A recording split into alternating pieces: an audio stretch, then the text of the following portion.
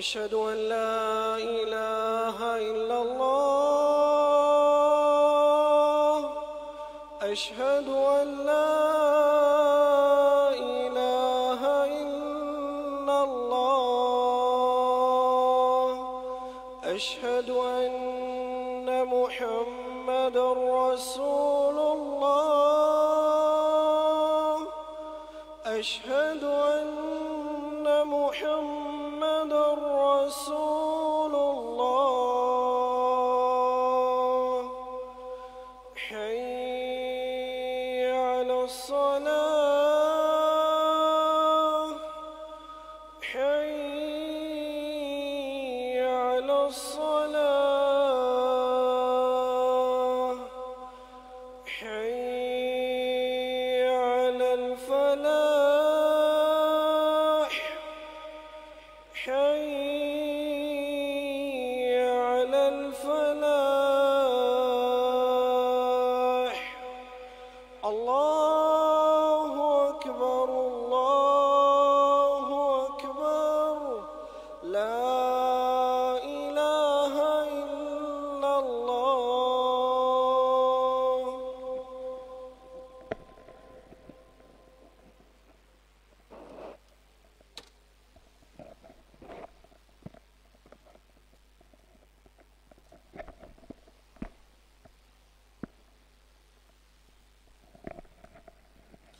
الحمد لله نحمده ونستعينه ونستغفره ونؤمن به ونتوكل عليه ونعوذ بالله من شرور أنفسنا ومن سيئات أعمالنا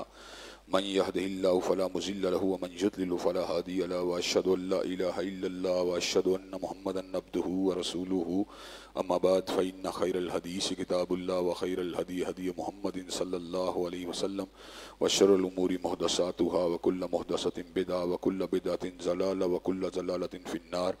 أما بعد أعوذ بالله السميع العليم من الشيطان الرجيم بسم الله الرحمن الرحيم أما بعد أعوذ بالله السميع العليم من الشيطان الرجيم فإن آمنوا بمثل ما آمنتم به فقد اهتدوا وإن تولوا فإنما هم في شقاق حضرات گرامی قدر، ہر قسم کی تعریفات اللہ مالک الملک کے لیے ہیں جنہوں نے جنات اور انسان کو حقیقی معنوں میں اپنی پوجا، اپنی بندگی اور اپنی عبادت کے لیے بنایا ہے۔ چنانچہ ارشاد ہوا وما خلقت الجن والانس الا لیعبدون، اور میں نے نہیں بنایا جنات اور انسان کو مگر اپنی پوجا، اپنی بندگی اور اپنی عبادت کے لیے۔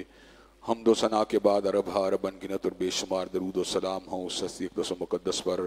کہ جن کا نام نامی اور اسم گرامی محمد کریم صلی اللہ علیہ وآلہ آلہ وصحبہ وبارک وسلم ہے۔ اللہ رب العزت نے امام کائنات علیہ الصلوۃ والتسلیم کو اہل کائنات کی ہدایت اور ان کی رہنمائی کے لیے مبعوث فرمایا، اور آپ کی ذات بابرکات کے ذریعے اہل کائنات کی ہدایت اور ان کی رہنمائی کا خوب بندوبست فرمایا۔ اللہ رب العزت نے امام کائنات علیہ الصلوۃ والتسلیم کو چونکہ کائنات کا آخری ہادی، آخری رہنما، آخری پیشوا، روحانی، الہامی اور وحی کے اعتبار سے بنا دیا تھا، اس لیے اللہ تبارک و تعالیٰ نے گوناگو قسم کی صفات کو اور اعلیٰ ترین خوبیوں کو آپ کی ذات اقدس و مقدس کا حصہ بنا دیا تھا۔ اور ان تمام باتوں سے بڑھ کر یہ کہ میرے آقا کی زندگی میں کوئی صبح ایسی نہیں آئی، کوئی شام اور کوئی رات ایسی نہیں آئی، دکھوں کی کوئی گھڑی اور خوشیوں کا لمحہ ایسا نہیں آیا جب مالک کائنات نے اپنی تائید کو اور اپنی نصرت کاملہ کو اور اپنی حمایت بے مثال کو آپ کے شامل حال نہ فرمایا ہو۔ اور ان تمام باتوں سے بڑھ کر یہ کہ عرش کے رب نے اپنی آخری کتاب حمید کو سید العرب والعجم امام المتقین والابرار حضرت اشرف الانبیاء والمرسلین حضرت خاتم النبیین جناب محمد کریم صلی اللہ علیہ وسلم کے قلب اتھر میں نازل فرما دیا تھا۔ اسی کتاب حمید کے ایک عظیم الشان عنوان کے حوالے سے گزشتہ خطبہ جمعہ میں میں نے اپنی چند گزارشات کو آپ حضرات کے سامنے رکھا تھا، اور آج بھی اس حوالے سے اپنی چند گزارشات کو آپ حضرات کے گوش گزار کروں گا۔ ہفتہ رواں سے پیٹ کی خرابی پورے عروج پہ رہی، دعا کیجئے کہ اللہ تبارک و تعالی شفاء کاملہ عطا فرمائے، اور روحانی اعتبار سے بھی جو بیماریاں ابھی تک موجود ہیں اللہ تبارک و تعالی ان کو بھی دور فرمائے۔ حضرات گرامی قدر، بات کا آغاز میں اس نقطے سے کرنا چاہتا ہوں کہ انسانوں کی محبت کے مراکز اللہ تبارک و تعالی نے کلام اللہ کے اندر متعین فرما دیے ہیں۔ اللہ تبارک و تعالی اعلان فرماتے ہیں قُلْ إِنْ كَانَ آبَاؤُكُمْ وَأَبْنَاؤُكُمْ وَإِخْوَانُكُمْ وَأَزْوَاجُكُمْ وَعَشِيرَتُكُمْ وَأَمْوَالٌ اقْتَرَفْتُمُوهَا وَتِجَارَةٌ تَخْشَوْنَ كَسَادَهَا وَمَسَاكِنُ تَرْضَوْنَهَا أَحَبَّ إِلَيْكُم مِّنَ اللَّهِ وَرَسُولِهِ وَجِهَادٍ فِي سَبِيلِهِ فتربصوا حتی یاتی اللہ بامرہ واللہ لا یہدی القوم الفاسقین۔ اگر تمہیں اللہ، اس کے رسول و جہاد فی سبیل اللہ سے پیار کم ہے، اپنے باپ بیٹوں، اپنی بیویوں، اپنی اولادوں، اپنے کاروبار اور اپنے گھر بار کے ساتھ پیار زیادہ ہے، تو تمہیں اللہ تبارک و تعالیٰ کے عذابوں کا انتظار کرنا چاہیے، یہاں تک کہ اللہ تبارک و تعالیٰ اپنے عذاب کو تمہارے اوپر مسلط کر دے۔ اور اللہ تبارک و تعالیٰ ایسے فاسق و فاجروں کو ہدایت ہی نہیں دیتا جنہیں محبت کا کرینہ اور محبت کا سلیقہ ہی نہیں آتا۔ لوگ تو محبت کرتے ہیں دنیا کی وجہ سے، لوگ تو محبت کرتے ہیں حسینہ کی زلف کو دیکھ کر، لوگ تو محبت کرتے ہیں علاقے، برادری اور پارٹی کو دیکھ کر، لیکن اللہ تبارک و تعالیٰ جو ہے وہ محبت کرتا ہے انسانوں کے تقوی کو دیکھ کر، اور اہل ایمان محبت کرتے ہیں اللہ تبارک و تعالیٰ کی کبریائی کو دیکھ کر۔ اللہ تبارک و تعالیٰ کلام حمید میں ارشاد فرماتے ہیں والذین آمنوا اشد حبا للہ، کہ مومنوں کے دلوں کے اندر اللہ تبارک و تعالیٰ کی محبت انتہائی شدید ہوتی ہے،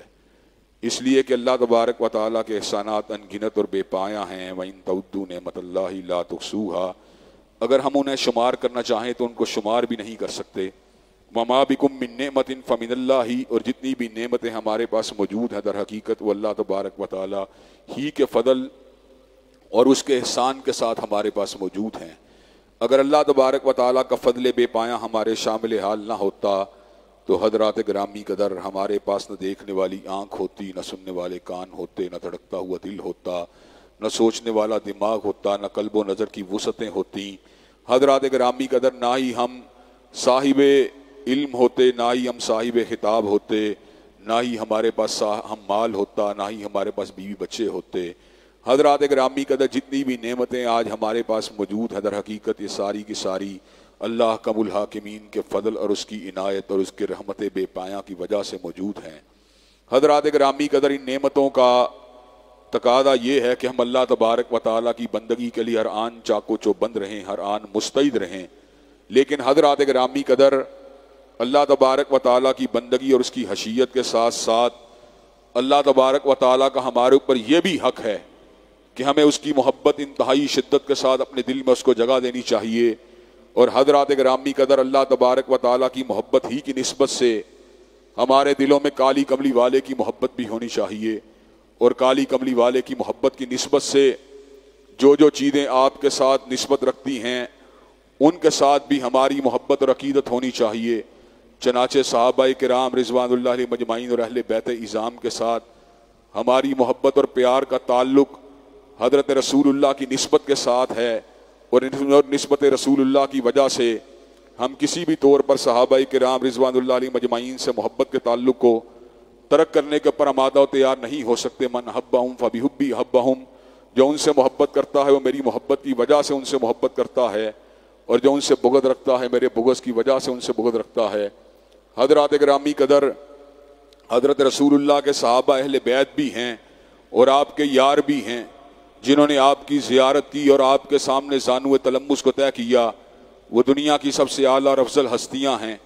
اور اللہ تبارک و تعالیٰ نے ان کو ہمارے لیے معیار ایمان بنا دیا۔ اگر ہمارا ایمان ابو بکر کے ایمان جیسا ہوگا، عمر فاروق کے ایمان جیسا ہوگا، عثمان و علی کے ایمان جیسا ہوگا، تو اللہ تبارک و تعالیٰ ہمارے ایمان کو قبول کریں گے، اور اگر ہمارا ایمان ان جیسا نہ ہوا تو اللہ تبارک و تعالیٰ ہمارا شمار بدبختوں اور شقی القلب لوگوں میں شامل کر دیں گے۔ حضرات صحابہ کرام رضوان اللہ علیہ مجمعین سیرت النبی کے آئینہ دار ہیں، چشم دید گواہ ہیں۔ حضور علیہ السلام کی سیرت آپ کی روایات کے ذریعے ہم تک منتقل ہوئی ہے، چنانچہ جو نبوت کے شاہد ہیں، رسالت کے شاہد ہیں، اور کائنات کے لیے اسوہ کامل بننے والی عظیم الشان ہستی کے نشیب و فراز، زندگی کے اتار و چڑھاؤ، جنگ اور امن، تجارت اور عائلی زندگی کے گواہ ہیں۔ حضرات گرامی قدر ہم ان سے اپنی محبت کے تعلق کو کسی بھی طور کے پر ختم کرنے کے پر آمادہ و تیار نہیں ہو سکتے۔ حضرت علی المرتضیٰ جو اہل بیت کے سیدوں میں شامل ہوتے ہیں اور حضرات گرامی قدر انتہائی بلند مقام کے حامل ہیں، آپ خود بھی صحابہ کرام رضوان اللہ علیہ مجمعین کے ساتھ انتہائی محبت کرنے والے تھے۔ آپ نے سیدنا صدیق سے محبت کی، سیدنا فاروق سے محبت کی، سیدنا عثمان سے محبت کی، اور حضرت فاطمہ الزہرا کے بعد جو شادیاں کی ان کے بطن سے پیدا ہونے والے بچوں کے نام ابو بکر، عمر، عثمان رکھ کے اس بات کو ثابت کر دیا کہ سیدنا علی المرتضیٰ خلفائے ثلاثہ اور اصحاب النبی کے ساتھ محبت کرنے والے تھے۔ حضرات گرامی قدر محبتوں کا سلسلہ اولاد علی کے اندر بھی جاری و ساری رہا، یہاں تک کہ زین العابدین حضرت زین العابدین رحمت اللہ علیہ جب اپنے بیٹے کی شادی کرنے کی باری آئی تو انہوں نے کس لڑکی کو چنا؟ اسما بنت عبد الرحمن ابن ابی بکر کی شادی قاسم بن محمد بن ابی بکر کے ساتھ ہوئی تھی، اور ان کے یہاں پر جو بیٹی پیدا ہوئی حضرات گرامی قدر انہوں نے ان کا نام ام فروہ رکھا۔ حضرات گرامی قدر حضرت زین العابدین نے جناب محمد باقر کے عقد کے لیے جس بیٹی کو چنا اس کے ننہال کا سلسلہ بھی سیدنا صدیق کے ساتھ ملتا تھا اور ددیال کا سلسلہ بھی سیدنا صدیق کے ساتھ ملتا تھا۔ ام فروہ کے یہاں پر حضرت جعفر صادق کی ولادت ہوئی۔ جعفر صادق جو فقہ جعفریہ کے امام کی حیثیت رکھتے ہیں، حضرات گرامی قدر انہوں نے ام فروہ کی جھولی کے اندر پرورش کو پایا ہے۔ آپ مجھے یہ بات بتلائیں، جس ماں کا ننہال بھی صدیقی ہو، جس ماں کا ددیال بھی صدیقی ہو، کیا اس نے اپنے دودھ کے ساتھ جعفر صادق کے پیٹ کے اندر اور جعفر صادق کے وجود کے اندر ابو بکر کی محبت اور ابو بکر کی یادوں کو منتقل نہیں کیا ہوگا؟ یہ کیوں کر ممکن ہے کہ جعفر صادق کو حضرت صدیق سے محبت نہ ہو، حضرت صدیق سے پیار نہ ہو؟ یہی وجہ ہے کہ ایک مرتبہ جناب جعفر صادق کی موجودگی کے اندر کسی شخص نے حضرت صدیق کو برا کہا تو حضرت جعفر صادق نے اس موقع پر یہ بات کہی، مجھے ابو بکر نے 2 مرتبہ جنا ہے، اس لیے کہ میری ماں ام فروہ بنت قاسم بن محمد بن ابی بکر ہے اور میری نانی اسما بنت عبد الرحمن بن ابی بکر ہے۔ حضرات گرامی قدر حضرت جعفر صادق رحمت اللہ علیہ نے گویا کہ اس بات کو ثابت کر دیا کہ جعفر صادق کی محبتوں کا مرکز حضرت صدیق کا گھرانہ ہے۔ حضرات گرامی قدر مزید نیچے چلے آئیے، جعفر صادق کے بعد ائمہ اثنا عشریہ کے اندر حضرت موسیٰ کاظم شامل ہیں۔ حضرت موسیٰ کاظم کے یہاں پر ایک بیٹی کی ولادت ہوتی ہے۔ بیٹی جب بالکل پیاری لگتی ہے، جب دل کے اندر اس کو دیکھ کے محبت کے احساسات پیدا ہوتے ہیں تو موسیٰ کاظم کیا کہتے ہیں؟ موسیٰ کاظم کہتے ہیں یہ میری حبیبہ ہے، یہ میری پیاری ہے، اور میں اس کا نام حبیبہ حبیب خدا کے نام پر عائشہ رکھوں گا۔ عائشہ بنت موسیٰ کاظم نے حضرت موسیٰ کاظم کے گھر کے اندر پرورش پائی ہے۔ حضرات گرامی قدر جو لوگ ابو بکر عمر عثمان سے پیار کرنے والے تھے، حضرات گرامی قدر ان کی محبتوں کی خوشبو ہر جگہ پھیلی ہوئی نظر آتی ہے۔ حضرات گرامی قدر آج کے شیعہ سے اگر بات کی جائے تو شیعہ جواب میں یہ بات کہتا ہے ابو بکر عمر عثمان کے نام اس لیے رکھے تھے کہ اس دور کے اندر ٹام ڈک ہیری کی طرح، بکر عمر زید کی طرح یہ نام کامن نام تھے، اس لیے ہمارے ائمہ نے رکھ لیے، تو کون سی اس کے اندر چمبے کی بات ہے؟ حضرات گرامی قدر اگر یہ نام معروف بھی تھے اور معاشرے کے اندر تواتر کے ساتھ رکھے بھی جاتے تھے تو پھر بھی شیعوں کا مقدمہ اس اعتبار سے باطل ہے کہ آپ کا دشمن ہو، اس نے آپ سے خلافت کو غصب کیا ہو، اس نے آپ کے حق کو لوٹا ہو، آپ کے حق کو مارا ہو، تو کیوں کر ممکن ہے کہ آپ اس کے نام جیسے ملتے جلتے ناموں کو اپنے نام کے ساتھ رکھیں، اپنے گھروں میں ان ناموں کو داخل ہونے دیں؟ اور حضرات گرامی قدر اسی کے اوپر بس نہ کیا جائے بلکہ اپنی اولادوں کی شادیوں کے لیے صدیق کے گھر کا انتخاب کیا جائے۔ حضرات گرامی قدر دنیا کا کوئی شیعہ ذاکر اس بات کا انکار نہیں کر سکتا کہ حضرت جعفر صادق کی والدہ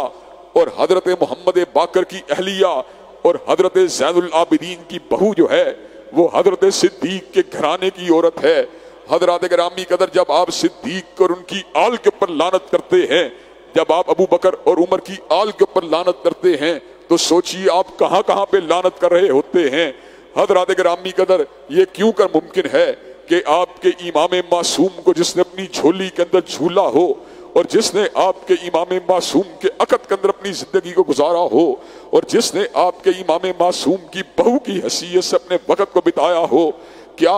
اس عورت کے پر رحمت اللہ علیہ رحمتم واسعتن کے الفاظ کہنے چاہیے کہ نہیں کہنے چاہیے؟ حضرات گرامی قدر تبرہ کرنا ہمارا کام نہیں ہے۔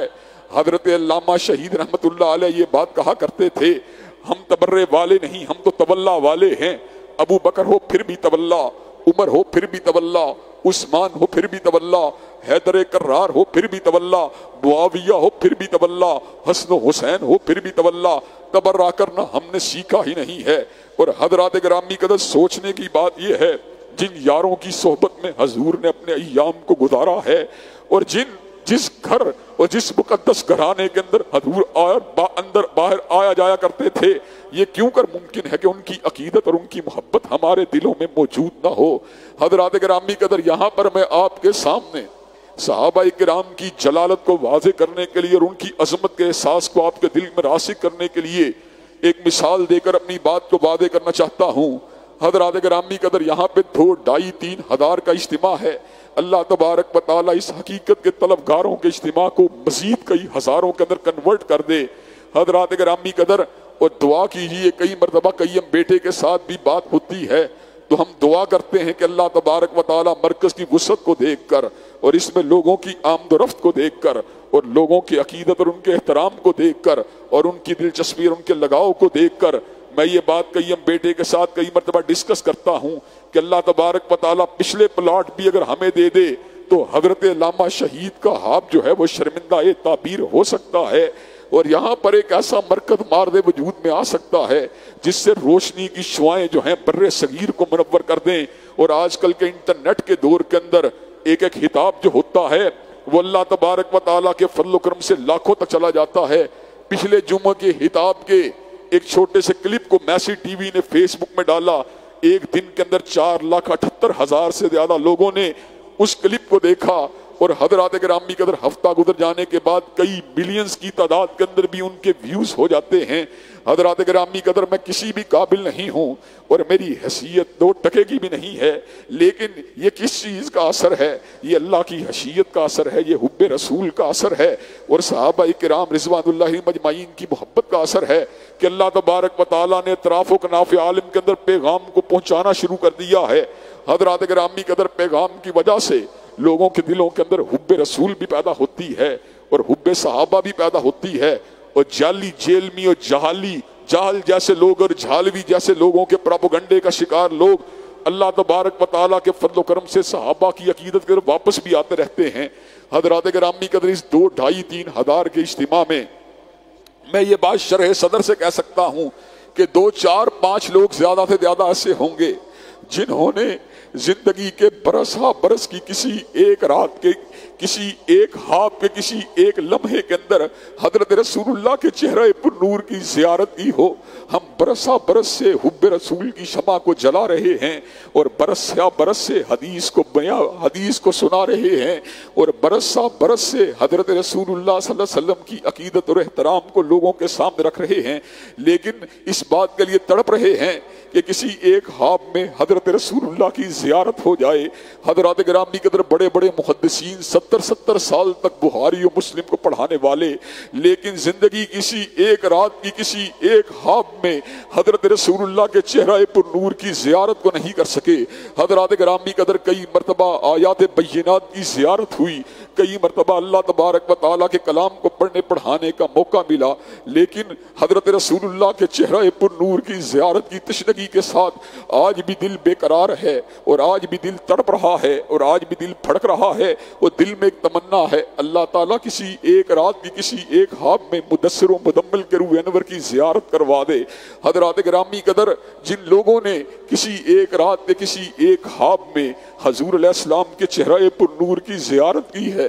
جب وہ یہ بات لوگوں کے سامنے رکھتا ہے تو حضرات گرامی قدر لوگ جو ہوتے ہیں بڑی حسرت کے ساتھ اور بڑے احترام کے ساتھ اور بڑے پیار کے ساتھ اس سے مخاطب ہو کے کہتے ہیں تم نے حضور کے چہرہ پر نور کی زیارت کی ہے۔ حضرات گرامی قدر اگر اس زیارت کے اندر کوئی بشارت شامل ہو تو لوگ کہتے ہیں کتنا خوش نصیب ہے یار، یہ تو دنیا میں لگتا ہے جنت میں چلا جائے گا جس کو دنیا کے اندر اس زیارت کا موقع ملا۔ حضرات گرامی قدر جس نے برس کی کسی ایک رات کی کسی ایک خواب میں حضور علیہ السلام کے چہرے کی زیارت کی ہے وہ تو خوش نصیب ہے، اور جس نے برس 50 برس تک حقیقت کی آنکھ سے حضور علیہ السلام کے چہرے کی زیارت کی ہے، آپ کی صحبت کے اندر اٹھا بیٹھا ہے اور اس نے آپ سے درس کو سنا ہے، اس نے آپ کی حدیث کو اپنے کانوں سے سنا ہے اور آپ کے ساتھ جنگ کے اندر شرکت کی ہے اور آپ پہ کندھے سے کندھا ملا کے جہاد کیا ہے، آپ کی مسجد کے اندر آ کے نمازیں پڑھی ہیں۔ حضرات گرامی قدر، کیا وہ شخص خوش نصیب نہیں ہے؟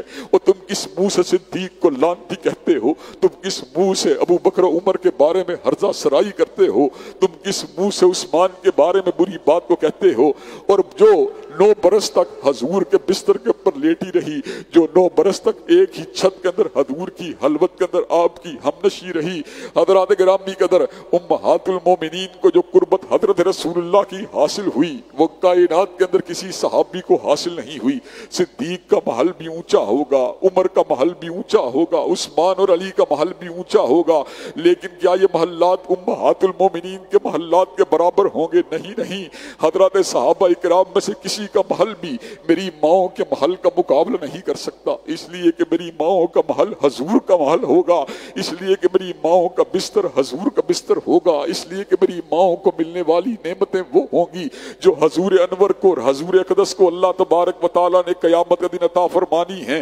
حضرات گرامی قدر، اس وجہ سے ہم یہ بات ببانگے دہل کرتے ہیں اور اس بات کو اللہ وجہ البصیرت لوگوں کے سامنے رکھتے ہیں کہ حضرات گرامی قدر صحابہ کرام خوش نصیب ہیں۔ حضرات گرامی قدر، مجھے کئی مرتبہ لوگ ملتے ہیں اور یہ بات کہتے ہیں ہم خوش نصیب ہیں، ہم نے علامہ شہید کے دور کو پایا ہے۔ کئی لوگ کہتے ہیں ہم خوش نصیب ہیں، ہم نے حافظ محمد گوندلوی سے درس حدیث کو پڑھا ہے۔ کئی لوگ تاریخ کے اندر ایسے ہیں جو اس بات کا ذکر کرتے رہے ہم خوش نصیب ہیں کہ ہم نے سید احمد کی زیارت کی، اور کئی لوگ کہتے ہیں ہم خوش نصیب ہیں کہ ہم نے شاہ اسماعیل کی زیارت کی، اور کئی لوگ کہتے ہیں ہم خوش نصیب ہیں ہم نے ابن تیمیہ کا دور پایا، کئی لوگ کہتے ہیں ہم خوش نصیب ہیں ہم نے احمد ابن حنبل کا دور پایا، کئی لوگ کہتے ہیں ہم خوش نصیب ہیں ہم نے امام شافعی کا دور پایا، کئی لوگ کہتے ہیں خوش نصیب ہیں ہم نے امام ابو حنیفہ اور امام مالک کا دور پایا۔ ان ائمہ کی صحبتوں میں رہنے والے لوگ یقیناً خوش نصیب تھے، اس لیے کہ وہ علم کے پہاڑوں کے ساتھ رہے، اس لیے کہ وہ استدلال کی چٹانوں کے ساتھ رہے، اس لیے کہ وہ دین کے اماموں کے ساتھ رہے۔ لیکن حضرات گرامی قدر، کسی شخص کی خوش نصیبی صحابہ کی خوش نصیبی کا مقابلہ نہیں کر سکتی، اس لیے کہ انہوں نے امام الاولین کی صحبت کو پایا ہے، اس لیے کہ انہوں نے نبی آخر الزمان کی صحبت کو پایا ہے، اس لیے کہ انہوں نے خاتم النبیین کی صحبت کو پایا ہے۔ حضرات گرامی قدر، حضور نے ایسے ہی اعلان نہیں فرما دیا تھا خیر الناس کرنی ثم الذین یلونہم ثم الذین یلونہم، بہترین لوگ میرے زمانے کے لوگ ہیں اور پھر وہ لوگ بہترین ہیں جنہوں نے ان سے ملاقات کی، اور پھر وہ لوگ خوش نصیب ہیں جنہوں نے ان سے ملاقات کی۔ حضرات گرامی قدر، اور یہاں پر ایک اور بات کو بھی آپ حضرات کے گوش گزار کر دینا چاہتا ہوں۔ حضرات گرامی قدر، دنیا کے اندر ایک افسانوں کے اندر، اور یہ بات میں نے پہلے بھی آپ کے سامنے رکھی ہے، دنیا کے اندر افسانوی اعتبار سے ایک پتھر کا ذکر ملتا ہے۔ حضرات گرامی قدر، اس پتھر کے اندر ایک ایسا اثر موجود ہے جسے پارس پتھر کہتے ہیں، وہ جس پتھر کے ساتھ ملتا ہے اس کو سونا بنا دیتا ہے۔ حضرات گرامی قدر، پارس پتھر کے ساتھ ملنے والی ہر دات افسانوی پتھر کے ساتھ ملنے والی ہر دات سونا بن جاتی تھی، لیکن حضرات گرامی قدر، کائنات میں ایک ہی پارس ایسا ہے جس کے ساتھ صحبت کو اختیار کیا، اس کو سونا نہیں بنایا بلکہ اس کو بھی پارس بنا دیا۔ حضرات گرامی قدر، اس لیے کہ وہ آنکھیں جنہوں نے حضرت رسول اللہ کے چہرے کی زیارت کی ہے، فقط وہ آنکھیں جنتی نہیں بنی بلکہ اللہ تبارک و تعالیٰ کے حبیب کے چہرے کو دیکھنے والی آنکھوں نے، جن آنکھوں نے ان آنکھوں کی زیارت کی، وہ لوگ بھی جنتی ہو گئے۔ حضرات گرامی قدر، چنانچہ جس نے حضرت صدیق کے چہرے کی زیارت کی ہے، آگ اس چہرے کو نہیں چھو سکتی۔ جس نے حضرت فاروق کے چہرے کی زیارت کی ہے، آگ اس چہرے کو نہیں چھو سکتی۔ جس نے حضرت ذوالنورین کے چہرے کی زیارت کی ہے، آگ اس چہرے کو نہیں چھو سکتی۔ جس نے حضرت علی المرتضیٰ کے چہرے کی زیارت کی ہے، آگ اس چہرے کو نہیں چھو سکتی۔ جس نے حسنین کریمین کے چہرے کی زیارت کی ہے، آگ اس چہرے کو نہیں چھو سکتی۔ حضرات گرامی قدر، جس نے معاویہ بن ابی سفیان کے چہرے کی زیارت کی ہے، آگ اس چہرے کو نہیں چھو سکتی۔ جیل میں سن لے، جس نے عمر ابن العاص کے چہرے کی زیارت کی ہے، آگ اس چہرے کو نہیں چھو سکتی۔ جیل میں سن لے، جس نے مغیرہ ابن شعبہ کے چہرے کی زیارت کی ہے، آگ اس چہرے کو نہیں چھو سکتی۔ جس نے فقیہ امت عبداللہ ابن مسعود کے چہرے کی زیارت کی ہے، آگ اس چہرے کو نہیں چھو سکتی۔ جس نے محدث امت عبداللہ ابن ابن عمر کے چہرے کی زیارت کی ہے، آگ اس چہرے کو نہیں چھو سکتی جس نے فقیہ امت حضرت ابن مسعود کے چہرے کی زیارت کی ہے، آگ اس چہرے کو نہیں چھو سکتی جس نے مفسر امت حضرت عبداللہ ابن عباس کے چہرے کی زیارت کی ہے، آگ اس چہرے کو نہیں چھو سکتی حضرات گرامی قدر۔ اور جس صحابیہ نے، جس عورت نے حضرت رسول اللہ کے دور کو پایا، جس عورت نے ان کے چہروں کی زیارت کی ہے، آگ اس چہرے کو نہیں چھو سکتی۔ چنانچہ اس چہرے کو آگ نہیں چھو سکتی جس نے سیدہ صدیقہ کے چہرے کی زیارت کی ہے، آگ اس چہرے کو نہیں چھو سکتی جس نے سیدہ حفصہ کے چہرے کی زیارت کی ہے، آگ اس چہرے کو نہیں چھو سکتی جس نے حضرت ام حبیبہ کے چہرے کی زیارت کی ہے، آگ اس چہرے کو نہیں چھو سکتی جس نے سیدہ حنسہ کے چہرے کی زیارت کی ہے، آگ اس چہرے کو نہیں چھو سکتی جس نے سیدہ افرا کے چہرے کی زیارت کی ہے، جنہوں نے صحابہ اور صحابیات کے چہروں کی زیارت کی، اللہ نے ان کے اوپر بھی جہنم کی آگ کو حرام کر دی۔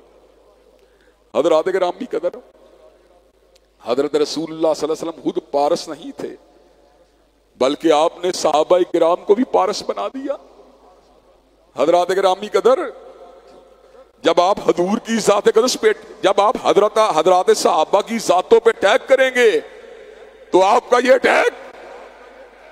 انڈائریکٹ طریقے سے صحابہ کے اوپر بھی صحابہ کے اوپر نہیں رہے گا، حضور کی ذات کے اوپر بھی جائے گا۔ اندھیروں کے راہی بن جاؤ گے۔ حضور نے نماز کس طرح پڑھی؟ ابن عمر کی حدیثوں کو نکال دیا جائے، ابو حمید السعدی کی حدیثوں کو نکال دیا جائے، وائل ابن حجر کی روایات کو نکال دیا جائے، مالک ابن حویرث کی روایات کو نکال دیا جائے، نماز کہاں سے لاؤ گے؟ حضور گھر کے اندر کتنی تہجد پڑھتے رہے، امی عائشہ کی روایات کو نکال دیا جائے، امی ام سلمہ کی روایات کو نکال دیا جائے، تہجد کی نماز کیسے ادا کرو گے؟ حضور نے غسل جنابت کس طرح کیا، سیدہ میمونہ کی روایات کو نکال دیا جائے، غسل جنابت کیسے کرو گے؟ حضرات گرامی قدر، حضرت رسول اللہ دائیں پہلو کے اوپر سوتے تھے، دائیں ہاتھ کو اپنے رخسار مبارک کے نیچے رکھتے تھے، امہات المومنین کی روایات کو نکال دیا جائے، حضرات گرامی قدر دائیں پہلو کے اوپر کیسے لیٹو گے؟ غار سور کی تنہائیوں کے اندر کیا ہوتا رہا، کس طرح حضرت صدیق حضرت رسول اللہ کے ہمراہ رہے۔ اگر حضرت صدیق کی روایات کو نکال دیا جائے، غار سور کا منظر کیسے بیان کرو گے؟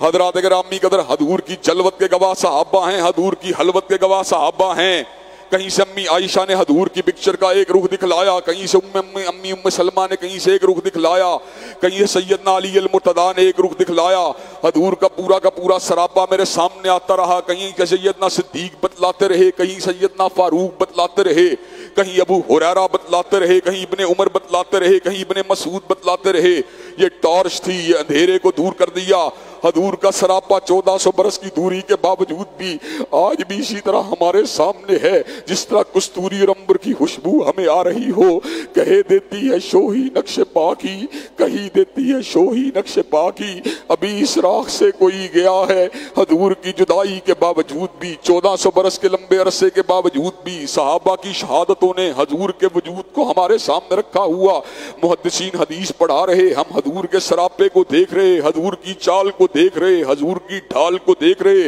حضور کی گفتار اور رفتار کو دیکھ رہے۔ تم نے کہا صحابہ جو تھے چند تھے، فقط وہ لوگ صحابی ہیں جنہوں نے اہل بیت کو مانا۔ حضرات گرامی قدر، کون سا صحابی ایسا ہے جس نے اہل بیت کو نہیں مانا؟ اہل بیت نے صحابہ کو مانا، صحابہ نے اہل بیت کو مانا۔ سب سے زیادہ تو تمہیں حضرت معاویہ سے بغض ہے، اور جیلمی بے ایمان یہ بات کہتا ہے اگر میں ہوتا تو اپنی تلوار کو حضرت معاویہ کے چہرے کے اوپر یا آپ کی گردن مبارک کے اوپر تان لیتا۔ حضرات گرامی قدر، مجھے یہ بات بتلا، حسن علی کا زیادہ وفادار ہے کہ تو علی کا زیادہ وفادار ہے؟ حسن المجتبیٰ نے حضرت امیر معاویہ کے ہاتھ پہ اپنے ہاتھ کو رکھ کے حضرت رسول اللہ کی پیشین گوئی کو پورا فرما دیا کہ ان ابنی ھذا سید، یہ میرا نواسا سردار ہے جس کے ذریعے اللہ مومنوں کے دو متحارب گروہوں میں صلح کروا دے گا۔ سب سے دور تو تم نے معاویہ کو پھینکا ہے، لیکن معاویہ کو اہل بیت نے مانا، معاویہ نے اہل بیت کو مانا۔ حضرات گرامی قدر، انما الاعمال بالحواتیم، جب شیعہ نے علی، اس دور کے شیعہ نے علی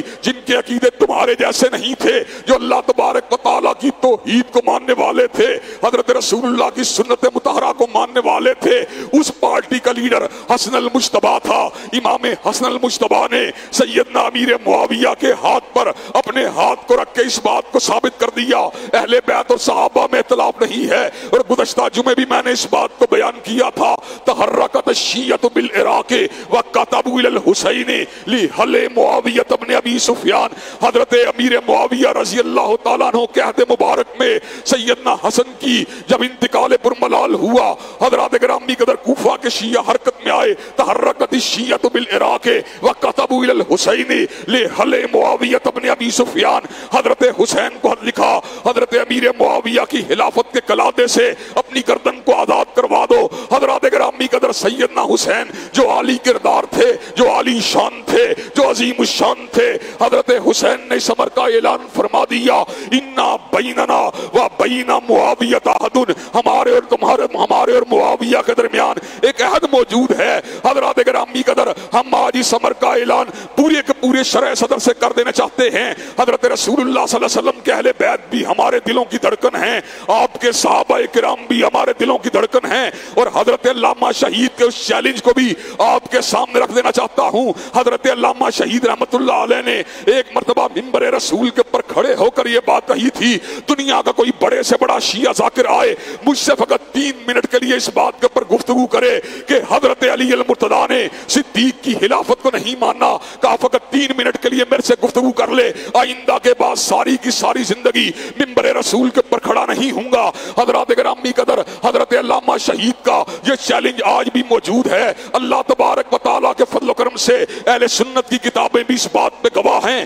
اہل تشیع کی کتابیں بھی اس بات کے اوپر گواہ ہیں۔ حضرت صدیق کی امامت میں سیدنا علی المرتضیٰ نے نمازوں کو پڑھا، حضرت فاروق کی امامت میں سیدنا ذی النورین نے نمازوں کو پڑھا، سیدنا علی المرتضیٰ نے نمازوں کو پڑھا، سیدنا ذی النورین کی امامت نے سیدنا علی المرتضیٰ نے نمازوں کو پڑھا۔ حضرات گرامی قدر جب ابو بکر عمر عثمان کی امامت میں سیدنا علی المرتضیٰ نمازوں کو ادا کر سکتے ہیں تو ہمیں یہ بات کہنے میں حق بجانب ہے کہ ان کے دل کے اندر کوئی کینہ نہیں تھا۔ اللہ نے قرآن مجید میں 2 جماعتوں کا ذکر کیا، مہاجرین کی جمعیت کا ذکر کیا، انصاریوں کی جمعیت کا ذکر کیا، اور ان کے بعد آنے والے تیسرے ایک ہی گروہ کا ذکر کیا، والذین جاؤ من بعدہم، جو ان کے بعد آنے والے لوگ ہیں ان کا طرز عمل کیا ہے، ان کے طرز عمل کو بیان کر کے اپنی بات کو ختم کروں گا۔ حضرات گرامی قدر ان کا طرز عمل یہ ہے، ربنا اغفر لنا ولاخواننا الذین سبقونا بالایمان ولا تجعل فی قلوبنا غلا للذین آمنوا ربنا انک رؤوف رحیم۔ ان کا طرز عمل یہ تھا، انہوں نے یہ بات کہی، اے ہمارے رب ہمارے ان تمام بھائیوں کو معاف کر دے جو دنیا سے چلے گئے ہیں، اور ہمارے دلوں کے اندر اہل ایمان کے کینوں کو پیدا نہ کر۔ اللہ تبارک و تعالیٰ سے دعا مانگی، اللہ تبارک و تعالیٰ ان کو معاف کر دے اور ہمارے دلوں کو ان کے کینے سے پاک کر دے۔ حضرات گرامی قدر یہ منہج اہل سنت کا، اصلی اہل سنت کا، دھوکہ دینے والے اہل سنت کا نہیں کہ جہلم کے اندر بیٹھ کر اس بات کا اعلان کر دیا جائے، صحابہ کے اوپر تلوار کو تان لیا جائے، اور تیری حقیقت کیا ہے، تیری اوقات کیا ہے، تو صحابہ کے اوپر تلوار کو تاننے کی بات کرتا ہے، دور پھٹے منہ تیرا۔ اور ہم یہ بات کہہ دینا چاہتے ہیں، اللہ تبارک و تعالیٰ کے فضل و کرم سے انشاءاللہ جب تک زندہ ہیں حضرت رسول اللہ کی حرمت کا دفاع بھی کرتے رہیں گے، حضرت رسول اللہ کی ختم نبوت کا دفاع بھی کرتے رہیں گے، اور صحابہ کرام کی عظمت کا دفاع بھی کرتے رہیں گے۔ حضرت رسول اللہ معصوم ہیں، صحابہ معصوم نہیں ہیں، لیکن صحابہ صدوق ہیں، صحابہ مغفور ہیں، صحابہ کرام سے غلطیاں ہو سکتی ہیں اور ہوئی ہیں، لیکن صحابہ کرام مغفور ہیں، اللہ نے ان کی خطاؤں کو معاف کر دیا ہے۔ جن کی خطاؤں کو رب نے معاف کیا ہو، اور تو کون ہوتا ہے ان کی غلطیوں کے اوپر تبرئے کرنے والا اور ان کی غلطیوں کو اچھال اچھال کے لوگوں کے سامنے پیش کرنے والا؟ اللہ تبارک و تعالی ہم سب کو صحیح معنوں میں کتاب و سنت اور صحابہ کرام رضوان اللہ علیہم اجمعین کی عظمت کو اپنے دلوں میں جگہ دینے کی توفیق دے۔ وآخر دعوانا الحمدللہ رب العالمین۔ الحمدللہ نحمدہ ونستعینہ ونستغفرہ ونؤمن بہ ونتوکل علیہ ونعوذ باللہ من شرور انفسنا ومن سیئات اعمالنا من يهده الله فلا مضل له ومن يضلل فلا هادي له واشهد ان لا اله الا الله واشهد ان محمدا عبده ورسوله اما بعد فان خير الحديث كتاب الله وخير الهدي هدي محمد صلى الله عليه وسلم وشر الامور محدثاتها وكل محدثة بدعة وكل بدعة ضلالة وكل ضلالة في النار۔ حضرات گرامی قدر، آج کے جمعے کے اندر بھی میں نے آپ کے سامنے حضرات صحابہ کرام رضوان اللہ علیہم اجمعین کی عظمت کو اجاگر کرنے کی اپنی کم وقتی اور کم حیثیتی کے باوجود کوشش کی ہے۔ صحابہ کرام کا مقام بڑا ہی بلند ہے۔ حضرت رسول اللہ کی شان اتنی بلند ہے کہ اس کے بارے میں کیا بات کہی جائے،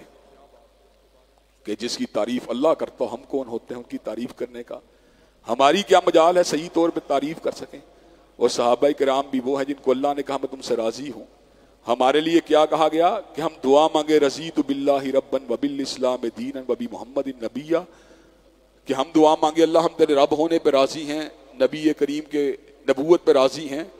اور دین اسلام کے اسلام ہونے پہ راضی ہیں۔ اور صحابہ کرام رضوان اللہ علیہم اجمعین کے بارے میں کیا کہا گیا؟ رضی اللہ عنہم ورضوا عنہ، اللہ ان سے راضی ہے اور وہ اللہ سے راضی ہیں۔ حضرات گرامی قدر، چنانچہ ہمیں صحابہ کرام کے بارے میں ادب، احترام اور وقار کے ساتھ ان کی عزت و احترام کو ملحوظ احاطہ رکھنا چاہیے۔ اللہ تبارک و تعالی ہم سب کا حامی و ناصر ہو۔ وضو کی تشنگی کے سبب ایک مرتبہ آپ کا حضرات سے معذرت ہوں کہ پیٹ کی خرابی کی وجہ سے ایک مرتبہ وضو کو چاہوں گا۔ اللہ تبارک و تعالی ہم سب کا حامی و ناصر ہو، اور آپ تمام لوگ جو ہیں انشاءاللہ اللہ تبارک و تعالی کے فضل و کرم سے ہم سب کے ساتھ اجتماعی طور پہ مل کر عظمت صحابہ اور جو مقام صحابہ ہے اس کا دفاع کرنے کے لیے انشاءاللہ آپ سب کو بھی اپنا کردار ادا کرنا چاہیے۔ ان اللہ یامر بالعدل والاحسان وایتاء ذی القربی وینہی عن الفحشاء والمنکر والبغی سبحان ربک رب العزۃ عما یصفون۔